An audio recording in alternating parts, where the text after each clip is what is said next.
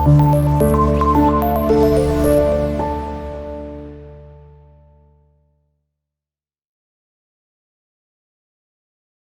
all of you and welcome back to another video of introduction to chemistry। जैसा कि आप सबको पता है कि हमने एक नर्सिंग सीरीज़ स्टार्ट की है, तो उसमें हमने सबसे पहले बायोकेमिस्ट्री के लेक्चर्स को कवर करने की कोशिश की है। और बायोकेमिस्ट्री को पढ़ने से पहले मैंने आपको पहले भी बताया था कि हम इंट्रोडक्शन ऑफ केमिस्ट्री को डिस्कस कर लेंगे, उसके बाद हम बायोकेमिस्ट्री के ऊपर चलेंगे। तो ये दूसरा लेक्चर हमारा केमिकल बॉन्डिंग के ऊपर लेके आए हैं। तो केमिकल बॉन्ड पढ़ने के बाद केमिकल रिएक्शन, केमिकल इक्वेशन, उसके बाद हम ऑर्गेनिक केमिस्ट्री की ओर बढ़ेंगे। तो आइए देख लेते हैं बॉन्ड क्या होता है। बॉन्ड बेसिकली एक फोर्स होती है जिसे हम कहते हैं force of attraction. Force of attraction basically bond होता है। और उसके बाद अगर डेफिनेशन की बात कर लें तो डेफिनेशन देख लें, a chemical bond is a bond that holds atom together. Chemical bond वो बॉन्ड होता है, वो फोर्स ऑफ अट्रैक्शन होती है जो एटम को एक दूसरे के साथ होल्ड करके रखती है।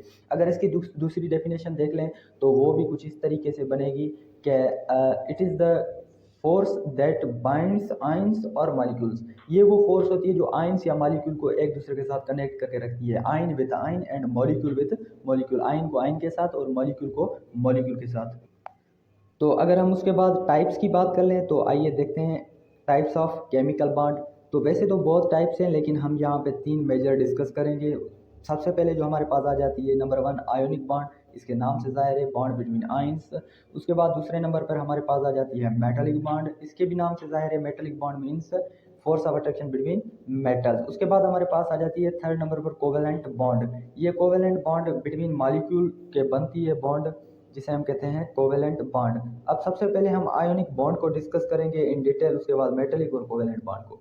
Ionic bond also called electrovalent bond type of linkage formed from the electrostatic attraction between oppositely charged ions in a chemical compound। Ionic bond इसे हम electrovalent bond कहते हैं।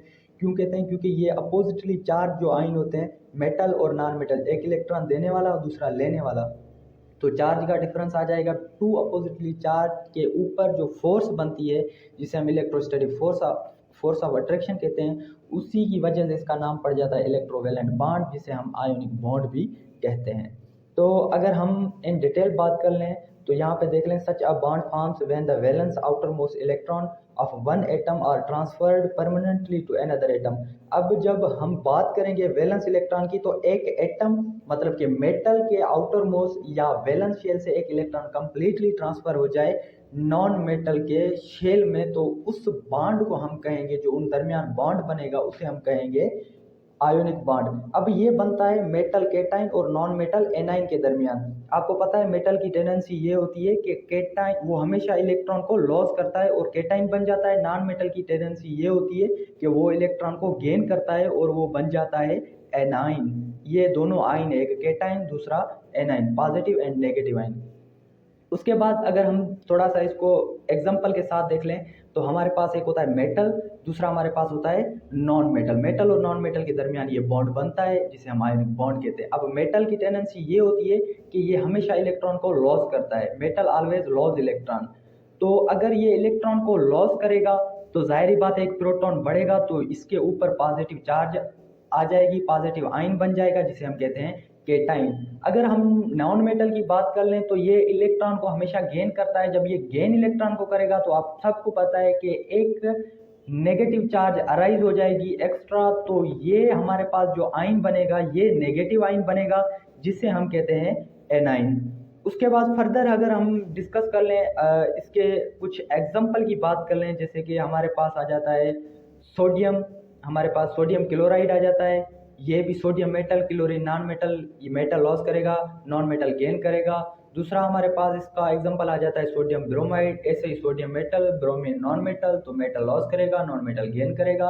उसके बाद तीसरा इसका एग्जांपल हम देख लेते हैं कैल्शियम सेलेनाइड। अब कैल्शियम मेटल है, सेलेनाइड नॉन मेटल है, मेटल लॉस करेगा, नॉन मेटल गेन करेगा, ये फोर्स ऑफ अट्रैक्शन बनेगी। जैसे कि हमारे पास कैल्शियम क्लोराइड है, calcium metal, chlorine non metal, तो मेटल लॉस करेगा, नॉन मेटल गेन करेगा। उसके बाद हम आ जाते हैं मेटोलिक बॉन्ड के ऊपर। अब जो मेटोलिक बॉन्ड हमारे पास आ जाता है तो इसके नाम से ही जाहिर है मेटलिक बॉन्ड, मतलब कि मेटल के दरमियान, ये हमेशा टू या मोर देन टू मेटल्स के दरमियान बनता है। जो प्योर मेटल हमारे पास हो तो उस बॉन्ड को हम कहते हैं metallic bond. Like gold, silver, lead, etc। ये हमारे पास कुछ मेटल्स हैं जो हमारे यहाँ बॉन्ड बनते हैं मेटल्स के दरमियान, तो उसे हम कहते हैं मेटलिक बॉन्ड। उसके बाद हम आ जाते हैं कोवेलेंट बॉन्ड की ओर। तो कोवेलेंट बॉन्ड की डेफिनेशन देख लेते हैं, कोवेलेंट बॉन्ड कहते किसे हैं। कोवेलेंट बॉन्ड जो हमारे पास होता है, covalent bond consist of the mutual sharing of one or more pairs of electrons between two atoms. अब ये म्यूचुअल शेयरिंग इलेक्ट्रॉन होती है दो एटम के दरमियान। अगर एक एटम एक इलेक्ट्रॉन शेयर कर रहा है तो दूसरा भी एक ही करेगा, अगर वो दो कर रहा है तो वो भी दो, अगर तीन कर रहा है तो तीन करेगा। मतलब म्यूचुअल एक जितनी शेयरिंग, जितनी वो करेगा उतनी वो करेगा, वो जो बॉन्ड बनेगा उसे हम कहते हैं covalent bond. These electrons are simultaneously attracted by the two atomic nuclei. अब ये जो इलेक्ट्रॉन शेयर वाले इलेक्ट्रॉन है, जो शेयर हुए हैं, जो बॉन्ड फॉर्मेशन करवा रहे हैं, तो वो जो दोनों एटम का न्यूक्लियाई उसको अपनी तरफ खींच रहे होते हैं। तो जिसका कॉन्सेप्ट हमारे पास इलेक्ट्रोनेगेटिविटी में चला जाता है, उसे हम कहते हैं इलेक्ट्रोनेगेटिविटी।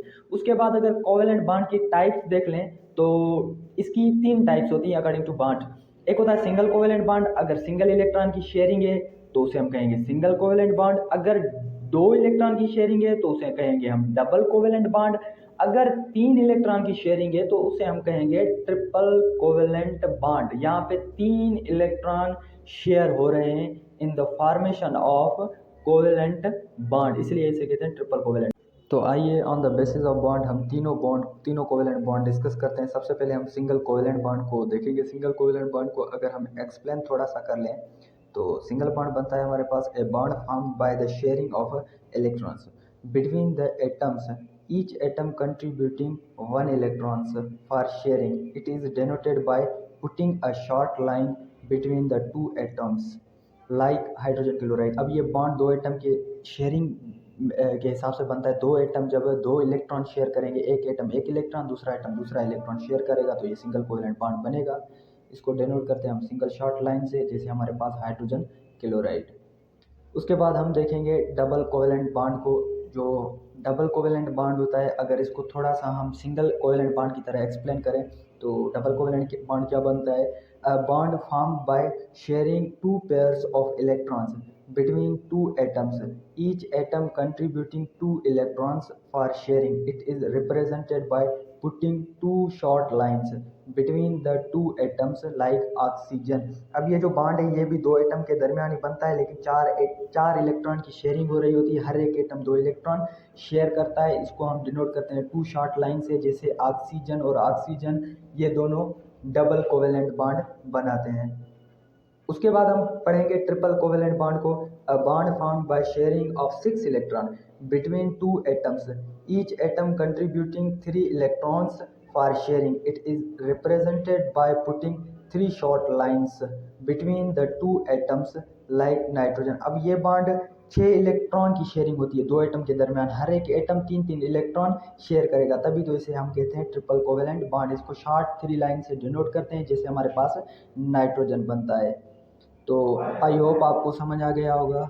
अगर आपको हमारा चैनल पसंद आया, हमारी वीडियोस आपको पसंद आई, तो kindly subscribe, like and share nursing series with iconic boy. और हमारे तीसरे लेक्चर जो केमिकल इक्वेशन और केमिकल रिएक्शन पर बना होगा, उसका वेट करना।